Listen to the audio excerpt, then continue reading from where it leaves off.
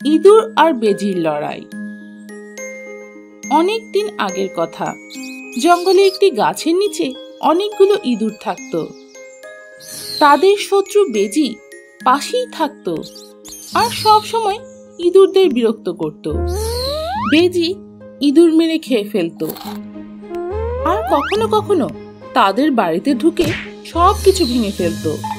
ইঁদুরেরা তার জ্বালাতনে বিরক্ত হয়ে গিয়েছিল। একদিন ইঁদুরেরা বেজির হাত থেকে রক্ষা পেতে আলোচনায় বসে। বেজি আমাদের সবচেয়ে বড় শত্রু, ওর জন্য আমরা সবসময় জীবনের ঝুঁকিতে থাকি। ওর থেকে রক্ষা পাওয়ার জন্য আজকের এই সভা ডাকা হয়েছে। কোনো একটা উপায় বের করো, কিছু করো বন্ধুরা। তখনই এক ইঁদুর বলে, আমার কাছে কিন্তু একটা সমাধান আছে। কেননা আমরা একটা বড় সেনাবাহিনী তৈরি করি, আর সেই সেনা শুধু বেজির সাথে লড়াই করার জন্যই তৈরি হবে, আর তাদের এক সেনাপতিও থাকবে। সবার এই পরিকল্পনাটি অনেক পছন্দ হয়। খুব তাড়াতাড়ি অনেক বড় একটি সেনা তৈরি হয়। ইঁদুরেরা এতে অনেক খুশি ছিল। তখন সেনাপতি বলে, চিন্তা করো না, এইবার বেজি আমাদের কিছুই করতে পারবে না। হ্যাঁ। এক সপ্তাহ পর ইঁদুরেরা বেজির উপর আক্রমণ করে। ইঁদুর সেনা প্রস্তুত ছিল। ইঁদুর সেনাদের দেখে বেজি বলে, হ্যাঁ, আচ্ছা, এরা আমার সাথে মোকাবিলা করতে চায়। খুব বুদ্ধিমান ভাবে নিজেদের। দেখো, টুপিও পড়েছে, কিন্তু আমার সাথে মোকাবেলা করা অত সহজ না। চলো চলো, এদের একটু শিক্ষা দিয়ে দিই। হ্যাঁ হ্যাঁ, চলো চলো, শুধু শিক্ষাই দেব না, এদের এখান থেকে তাড়িয়েও দেব। ভীতু কোথাকার, আজ পর্যন্ত তো সাহস হয়নি আমাদের সাথে লড়াই করার জন্যে। আমাদের মোকাবিলা করতে এসেছে, এদের উচিত শিক্ষা দিতেই হবে। যখনই বেজি তাদের কাছে চলে আসে, সব সেনা ইঁদুরেরা ভয় পেয়ে তাদের গর্তে ঢুকে যায়। কোনো ইঁদুরই বেজির সাথে লড়াই করতে পারে না। বেজিও এসব দেখে জোরে জোরে হাসতে থাকে। এই দূরেরা কত ভীতু! সেনা বানিয়েছো তো আমাদের সাথে মোকাবিলা করো, ভয় পাও কেন? এতগুলো টুপি, তলোয়ার, কিন্তু লড়াই করার সাহস নেই। এ কথা শুনে ইঁদুরেরা অনেক অপমানিত বোধ করে। শুধু সেনারাই নয়, বাকি সব ইঁদুরেরা রাগে লাল হয়ে যায় আর তাদের গর্ত থেকে বেরিয়ে আসে এবং বেজির ওপর আক্রমণ করে। ওদের এভাবে এগিয়ে আসতে দেখে বেজি গাছে উঠে যায়। দ্রুতই সব বেজি সেখান থেকে পালিয়ে যায়। তারপর আর কোনোদিন ইঁদুরদের বিরক্ত করেনি, আর কখনো ফিরেও আসেনি। ইঁদুরেরা তাদের স্বাধীনতা ফিরে পায় আর সুখে জীবন যাপন করতে থাকে। শানু নামের একটি ছেলে ছাগল আর গাভী পালতো। সে তার গাভী ও ছাগলের দুধ বিক্রি করত। ছাগলটি অনেক চালাক ছিল আর সব সময় গাভীর সাথে কোনো না কোনো চালাকি করত। গাভীটি ছাগলের চাইতে বেশি দুধ দিত, আর এই জন্য ছাগল গাভীকে অনেক হিংসে করত। এই গাভীর কিছু একটা করতেই হবে, যাতেও আমার চাইতে বেশি দুধ দিতে না পারে। একদিন ছাগল ভাবে, কাল শানু যখন আমাদের মাঠে চড়ানোর জন্য নিয়ে যাবে, তখন এই গাভীর কিছু একটা করতে হবে। কি করা যায়? তখন গাভীটি বলে, ছাগল, তুমি আমায় হিংসে করো কেন? আমি তো তোমায় কিছু বলিনি। দেখো, আমরা দুজনেই একই ধরনের প্রাণী। প্রভু আমাদের মানুষের সাহায্য করার জন্য বানিয়েছেন, তাই আমাদের নিজেদের কাজ সুন্দরভাবে করা উচিত। কখনোই খারাপ কোনো কাজ করা যাবে না। তুমি বকবক করো না, আমি সব জানি। প্রভু তোমাকে বড় আর আমাকে ছোট বানিয়েছে। আমরা এক হলাম কিভাবে? আর তুমি অনেক বেশি দুধ দাও, সবাই তোমায় ভালোবাসে। আর আমি কম দুধ দেই বলে কেউ আমায় ভালোবাসে না। পরের দিন সোনু তার গাভী আর ছাগলকে মাঠে নিয়ে যায়। ছাগলকে ঘাস খাওয়ানোর জন্য মাঠে রেখে যায়, আর গাভীকে নিয়ে যায় নদীতে গোসল করাতে। এটি দেখে ছাগলের আরো হিংসে হয়। প্রভু, দেখো দেখো এই মালিককে, আমাদের সাথে কেমন আলাদা আচরণ করছে। আমিও তো দুধ দিই, আমারও তো গোসল করা দরকার। কাল দেখে নেব এই গাভীকে। কিছু একটা করতেই হবে, সময় হয়ে গেছে, সহ্যেরও একটা সীমা আছে। পরের দিন আবারও সোনু গাভী আর ছাগলকে মাঠে নিয়ে যায়। ছাগলকে ঘাস খেতে দেয় আর গাভীকে গোসল করাতে নিয়ে যায়। কিন্তু গাভী যখন ফিরে আসে তখন ছাগল তাকে বলে, শোনো, ওই যে ওইদিকে যাও, ওখানে অনেক সবুজ ঘাস আছে। এখন ও আর কোনো ঘাস খেতে পারবে না, আর না খেয়ে থাকবে, তাহলে ও কাল দুধও দিতে পারবে না। এবার মজা বুঝবে। গাভী সেখানে কোনো ঘাস খেতে পায় না আর না খেয়েই থাকে। তারপর সোনু তাদের বাড়িতে নিয়ে আসে, কিন্তু গাভী তো এমনিতেই দুধ দিতে পারে, তাই সে পরের দিনও দুধ দেয়।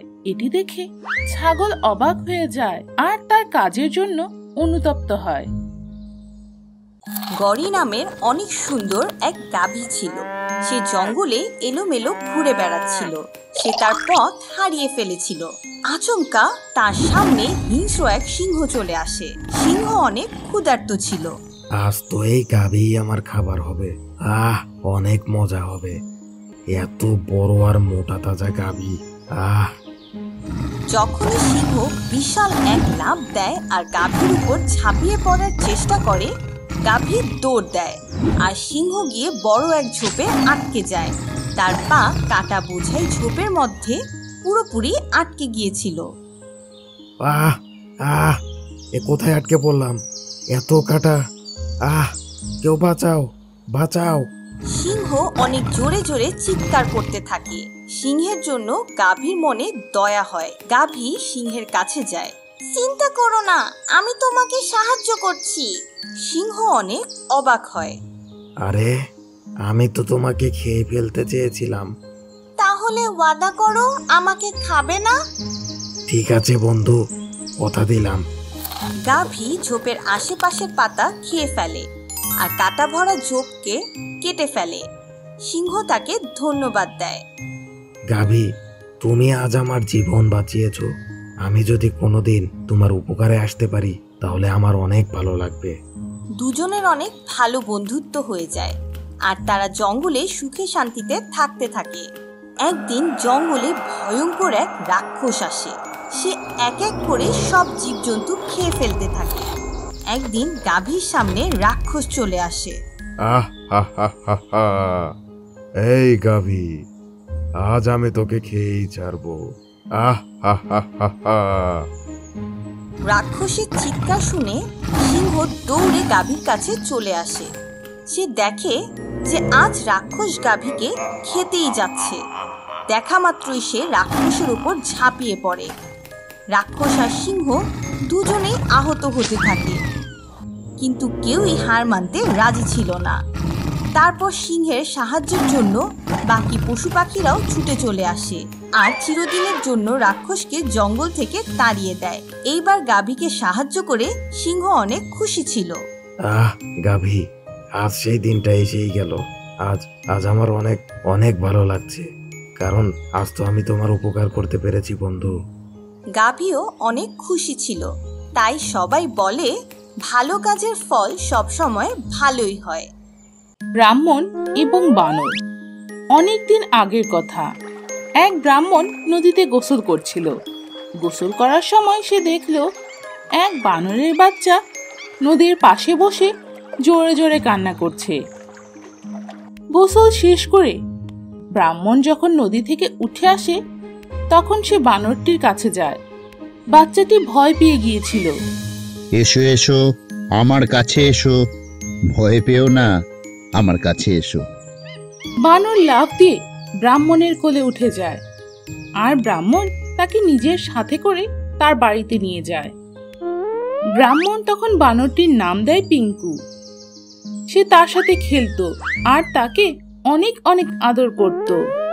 সব সময় তার খাবার দাবারের খেয়াল রাখত। বানরটি ধীরে ধীরে বড় হতে থাকে আর সাথে আরো চঞ্চল হয়ে ওঠে। ব্রাহ্মণ মাঝে মাঝেই কাজে বাইরে যেত আর যখনই বাড়ি ফিরে আসতো সে বানরের জন্য ফল নিয়ে আসতো। একদিন সে বাইরে গেছে। বাবাজি, আমি শুনেছি যে আপনি নাকি বানর পালছেন। বানর না, ও আমার পিকু, ও আমার ছেলের মতন। প্রতিদিনই ওর জন্য ফল নিয়ে যাই। ওর তো আম আর কলা অনেক পছন্দের। তো নিন বাবাজি, আজ আমার পক্ষ থেকে ওর জন্য আম নিয়ে যান। ধন্যবাদ ভাই, ধন্যবাদ, সুখী হও। কিছু দূর যাবার পর ব্রাহ্মণ এক টমেটোওয়ালাকে পায়। বাবাজি, আপনার বানর তো সবজি খায়। হ্যাঁ হ্যাঁ, ও অনেক ভালো। আমি ওকে যা খাওয়াই ও তাই খায়। ফল সবজি সবই খায়।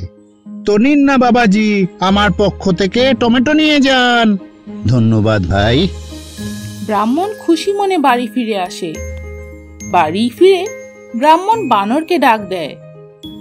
পিঙ্কু, ও আমার আদরের পিঙ্কু, দেখ দেখ, আজ তোর জন্যে আমি কত ফল আর কত সবজি পেয়েছি। বানর দৌড়ে আসে আর ব্রাহ্মণের কোলে উঠে বসে। তারপর ব্রাহ্মণ আর বানর একসাথে ফল খায় আর এভাবে সুখী জীবন কাটাতে থাকে। বানরের ব্রাহ্মণের জন্য ভালোবাসা কখনোই কমে না, আর অন্যদিকে ব্রাহ্মণ তাকে পরিবারের সদস্য মনে করত। সবাই ব্রাহ্মণ আর বানরের ভালোবাসা দেখে অবাক হয়ে যেত, আর কেউ তাদের সাহায্য করতে ভুলতো না। আমাদের সব সময় নিজেদের পাশাপাশি অন্য প্রাণীদেরও নিরাপত্তা আর খাবারের ব্যবস্থা করা উচিত। এক রাজা দুটি কবুতর পালত। দুটি কবুতরই অনেক সুন্দর আর সাদা রঙের ছিল। একটির নাম ছিল হীরা আর একটির নাম ছিল নীল। কবুতর দুটি নিজেদের সৌন্দর্য নিয়ে অনেক অহংকার করত। একদিন রাজা বলে, মন্ত্রী, আগামীকাল কবুতরের প্রদর্শনী হবে। হীরা আর নীলা ওখানে যাবে। যাও, ওদের প্রস্তুত করো। রাজার কথা শুনে হীরা আর নীল অনেক খুশি হয়। কাল আমাদের মেলায় নিয়ে যাবে। আমি জানি আমাকে দেখতে কালকেও অনেক সুন্দর লাগবে। মন্ত্রী ভাইয়া, তুমি আমাকে সুন্দর করে সাজিয়ে দিও, কেমন? তখনই নীল বলে, তুই এত অহংকার করছিস কেন রে? যেন ওখানে একাই তুই সুন্দর কবুতর থাকবি। ওখানে অনেক কবুতর আসবে, আর আমি তো এমনিতেই সবার চেয়ে বেশি সুন্দর। এই কথা বলে দুই কবুতরের মধ্যে ঝগড়া শুরু হয়ে যায়। দুজনেই একে অন্যকে অনেক আঘাত করে। আর পরের দিন রাজা বলে, মন্ত্রী, যাও, হীরা আর নীলকে নিয়ে এসো। মন্ত্রী কবুতর নিয়ে আসে। রাজা দেখে যে দুটি কবুতরেরই মন খারাপ। রাজা তাদের জিজ্ঞেস করে, কি হয়েছে? কি হয়েছে হীরা, নীল? তোমাদের দুজনের এত মন খারাপ কেন? মহারাজ, আপনি বলুন, আমাদের দুজনের মধ্যে কে বেশি সুন্দর? আমি অনেকবার হীরাকে বুঝিয়েছি, কিন্তু ও মানেই না যে আমি বেশি সুন্দর। না মহারাজ, আমি ওকে অনেকবার বলেছি আমি বেশি সুন্দর, কিন্তু ও মানতেই চায় না। আপনিই বলুন, কে বেশি সুন্দর? এ কেমন কথা? আমার কাছে তো তোমরা দুজনেই অনেক সুন্দর। এর জন্যই তো তোমাদের নাম হীরা আর নীল। চলো, এখন চলি। ওদিকে আমাদের জন্য অপেক্ষা করা হচ্ছে।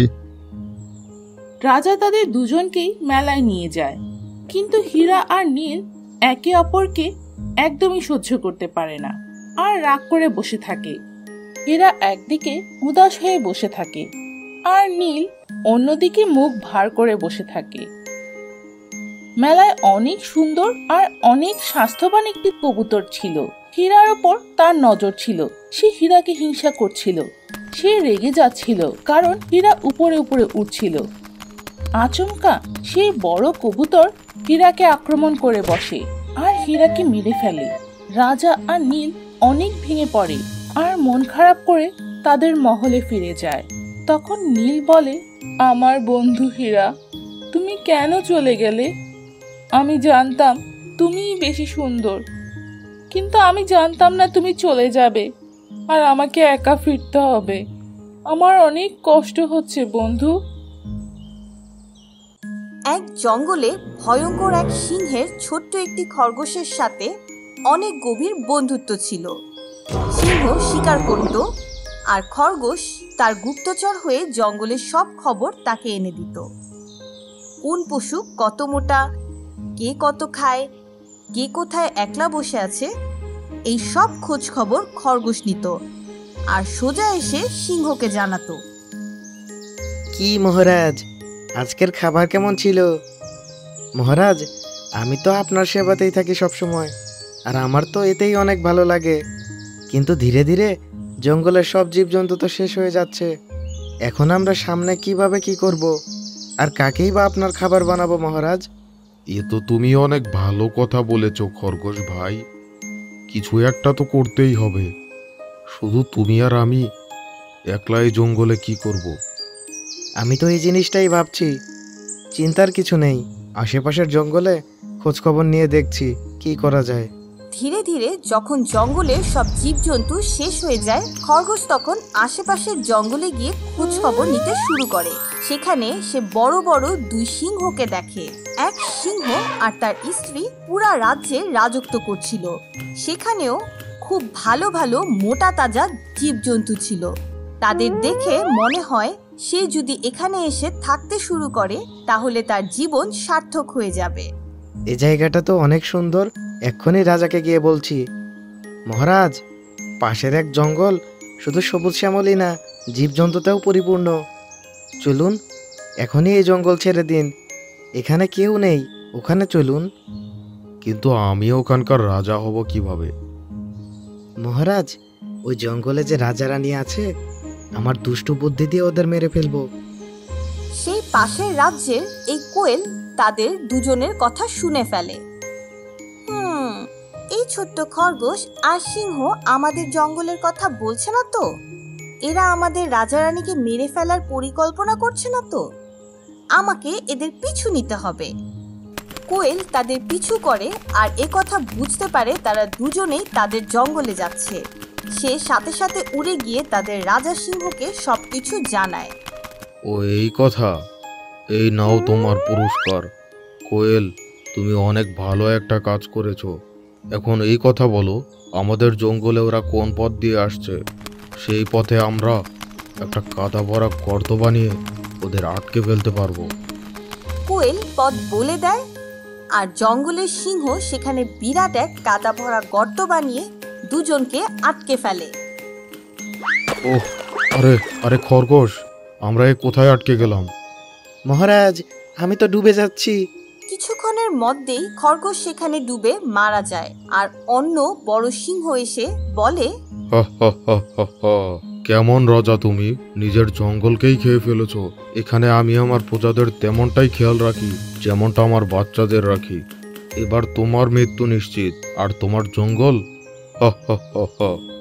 ওটা তো আমাদের সবার হবে। আর এভাবেই সিংহ আর খরগোশ মারা যায় আর অন্য রাজা সিংহ ওদের জঙ্গলে এসে জঙ্গল দখল করে আর জঙ্গলকে আরো বড় করে ফেলে। কাকুর কচ্ছপ।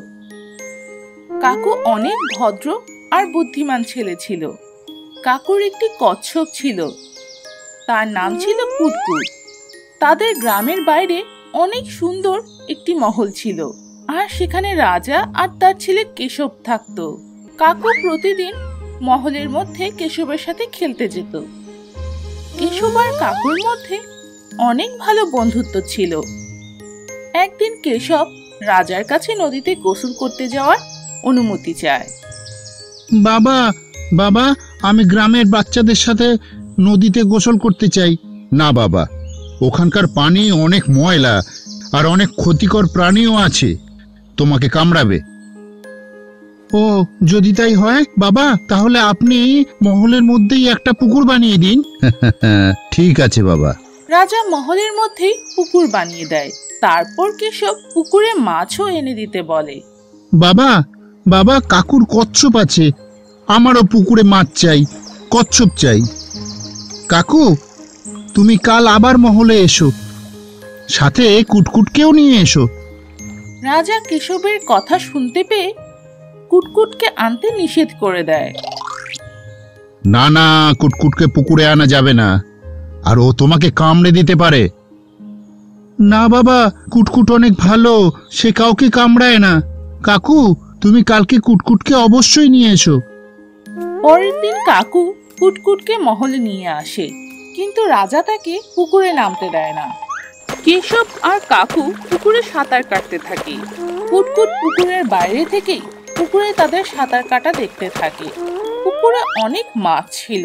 এই মাছগুলোর মধ্যে একটি হিংস্র মাছও ছিল, আর কুটকুট বাইরে থেকে তাকে দেখছিল।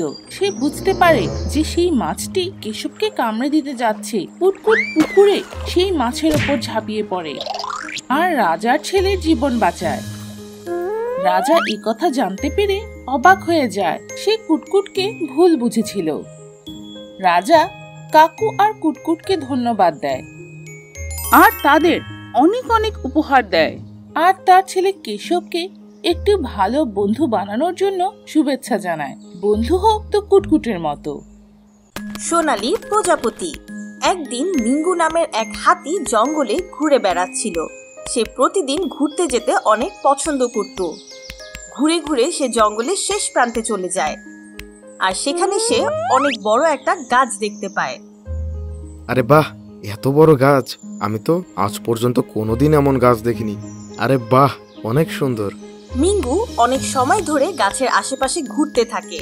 খুশিতে সে হাঁটতে হাঁটতে দৌড়তে দৌড়তে হঠাৎ পড়ে যায়, আর সেখানে সে পায়ে আঘাত পায়। মাম্মি! মিঙ্গু অনেক ব্যথা পায়, আর সে কাঁদতে কাঁদতে তার মাকে ডাকতে থাকে। মা, কোথায় তুমি? মা! মিঙ্গুর কান্না শুনে গাছের উপরের ডালে বসে থাকা এক প্রজাপতি তার কাছে আসে, আর প্রজাপতি বলে, চিন্তা করো না ভালো হাতি, আমি এক্ষুনি তোমাকে সুস্থ করে দিচ্ছি। প্রজাপতি হাতির পায়ের উপর বসে পড়ে, আর বসতেই তার রং সোনালী হয়ে যায়। প্রজাপতি তার জাদু দিয়ে হাতির আঘাত পুরোপুরি ঠিক করে দেয়।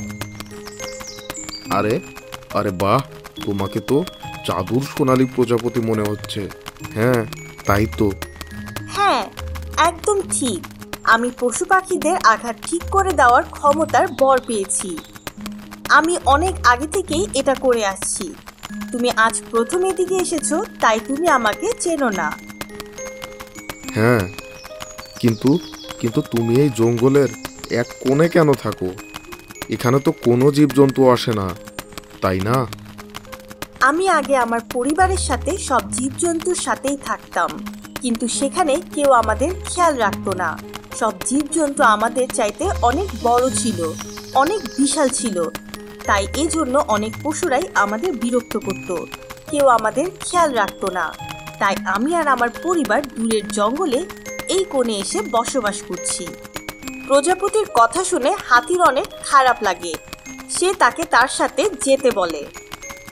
তুমি আমার সাথে জঙ্গলে আবার ফিরে আসো, আমি তোমার খেয়াল রাখবো, কথা দিচ্ছি বন্ধু।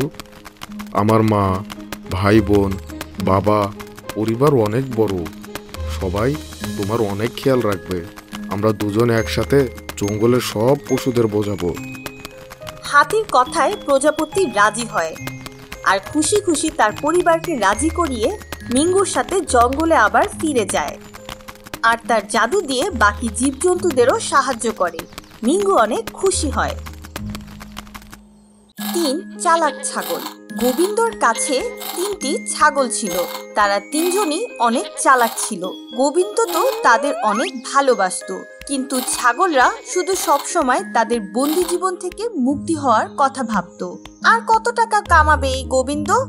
এত টাকা কামিয়েছে, কিন্তু আমাদেরকে দেওয়ার মতো তার কাছে ভালো খাবার নেই। অন্য ছাগল বলে, ঠিক বলেছ বোন, কিন্তু আর কি করব, আমি তো এই বন্দি জীবন থেকে মুক্তি পেতে চাই। তখন তৃতীয় ছাগলটি বলে, যে ছিল 3 জনের মধ্যে সবচেয়ে বেশি বুদ্ধিমান, আমার কাছে একটা বুদ্ধি আছে। কি বলো? বলবো নাকি তোমাদের? হ্যাঁ হ্যাঁ, বলো, কি করব?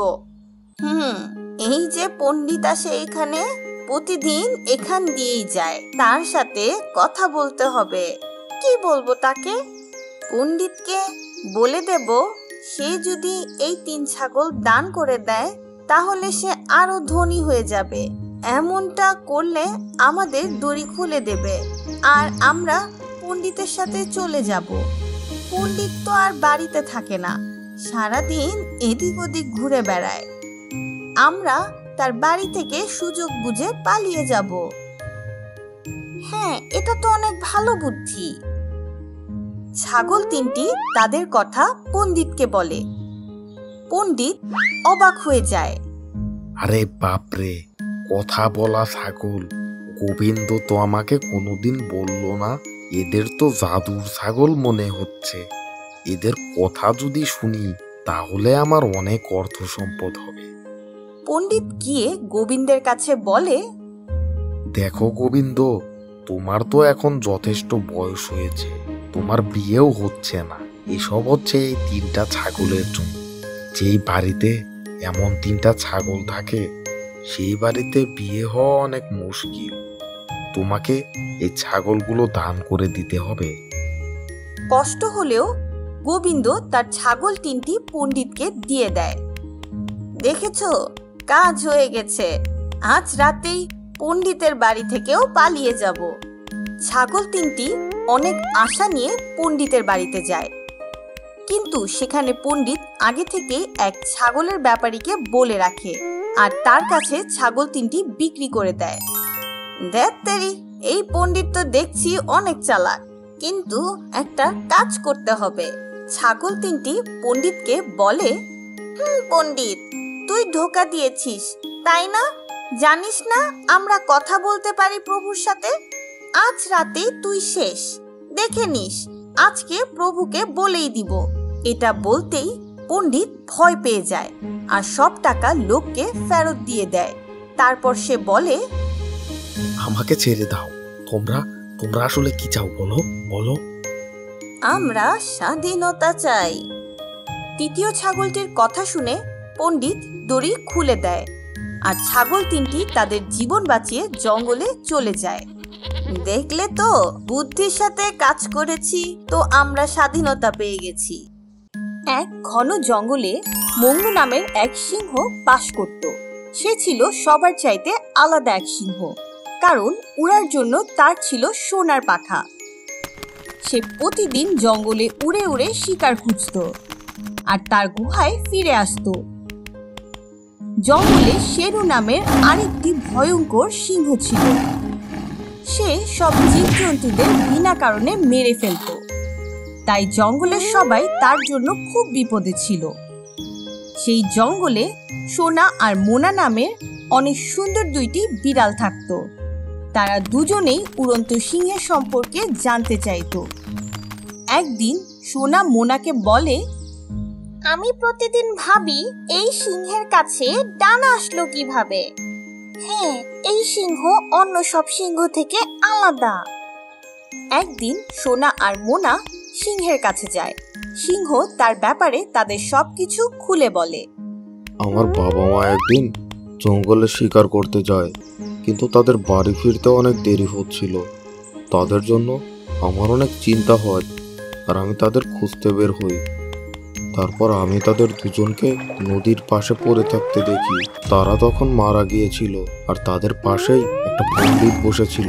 আমি তাকে আক্রমণ করে বসি, কারণ আমি ভেবেছিলাম যে ওই পণ্ডিতটাই হয়তো আমার বাবা মাকে মেরে ফেলেছে। কিন্তু সে পণ্ডিত আমাকে অভিশাপ দেয় আর এই সোনার ডানা দিয়ে দেয়। কিন্তু এই ডানা তো তোমার অনেক কাজে আসে, এটা তাহলে অভিশাপ হয় কিভাবে? এই ডানা যে অনেক ভারী আর এর জন্য আমার অনেক কষ্ট হয়। আর সাথে যখন আমার আগের চেহারার কথা মনে হয় আর বাকি সিংহদের দেখি, তখন আমার অনেক খারাপ লাগে। তুমি কিভাবে এই অভিশাপ থেকে মুক্তি পেতে পারো? হ্যাঁ, মুক্তি পেতে পারি, কিন্তু তার জন্যে আমাকে অন্য একটি সিংহকে মেরে ফেলতে হবে, যে কিনা আমার চাইতেও বেশি শক্তিশালী। হ্যাঁ, সোনা আর মোনার তখন শেরুর কথা মনে পড়ে। হ্যাঁ, আমাদের জঙ্গলে এক সিংহ আছে যার নাম হচ্ছে শেরু। জানো না, ভুলে গেছো নাকি?